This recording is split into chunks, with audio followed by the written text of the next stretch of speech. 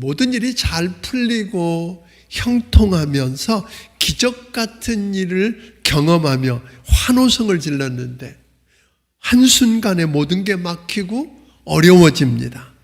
죽을 것 같은 일을 만납니다. 이와 같은 때 우리는 어찌해야 합니까? 아니, 여러분은 어찌하십니까?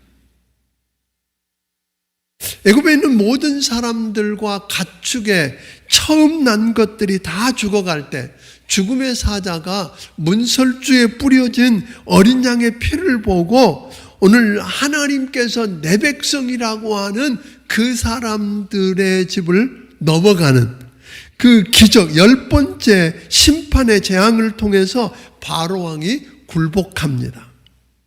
금은보화 싸주면서 제발 빨리 나가서 너희 말대로 하나님을 예배하고 섬기랍니다. 430년 동안 종노릇하고 있었던 이스라엘 백성은 해방된 것입니다. 구원받은 것입니다. 그러나 바로왕은 하나님께서 하신 일을 오해합니다. 욕심 때문에 병거와 군사들을 이끌고 다시 잡아오겠다고 아니면 죽이겠다고 뒤쫓아옵니다. 이걸 보고 이스라엘 백성들은 두려워 떱니다. 죽는 줄 알고 또다시 원망하며 불평하는데 하나님께서 모세의 기도를 들으시고 가로막고 있었던 홍해바다를 열어서 마른 땅처럼 건너게 하십니다.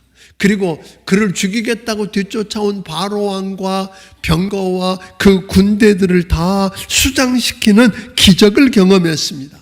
저들이 데모하고 싸워서 쟁취해낸 게 아닙니다. 하나님께서 해주신 일을 그냥 감사하며 찬양하고 춤추는 것밖에 없었습니다.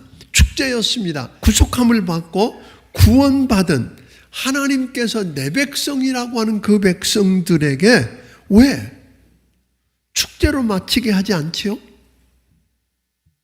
왜 축제로 끝나게 하지 않고 광야를 통과하고 죽을 것 같은 고난의 터널을 지나가게 하시냐고 하는 겁니다.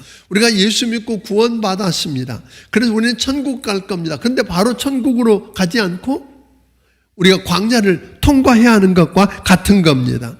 그러니까 이 말은 무슨 말이냐면 애굽에 살면서 애굽처럼 살며 애굽에 물들어 있는 그 백성들은 약속의 땅, 가나안 땅에 살기에 합당하지 않다고 하는 것입니다. 그러니까 광야는 그 백성들이 약속의 땅에서 살기에 합당한 하나님의 백성이 되도록 훈련이 필요하다는 걸 이야기해 줍니다.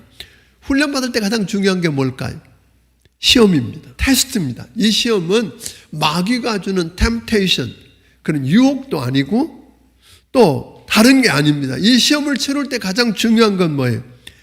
훈련을 잘 받았는지, 지금 저들이 어느 수준에 어느 정도에 이르렀는지 알기 위해서 시험을 하는 건데 15장 25절 16장 4절에 보면 하나님께서 그들을 시험하지만 골탕 먹이기 위해서 시험하지 않습니다. 어떤 선생님이 아이들에게 시험 문제를 내면서 여러분들 한번 혼나봐라, 당해봐라, 골탕 먹이기 위해서 시험 문제 내지 않는 것처럼 그러지 않습니다. 마귀처럼 유혹하고 미혹해서 넘어뜨리게 하고 망하게 하려고 시험하시지도 않습니다. 하나님께서는 시험을 통해서 하시는 한 가지 목적이 있었습니다. 그건 뭐냐면 하나님이 어떤 분이신가 하는 거예요.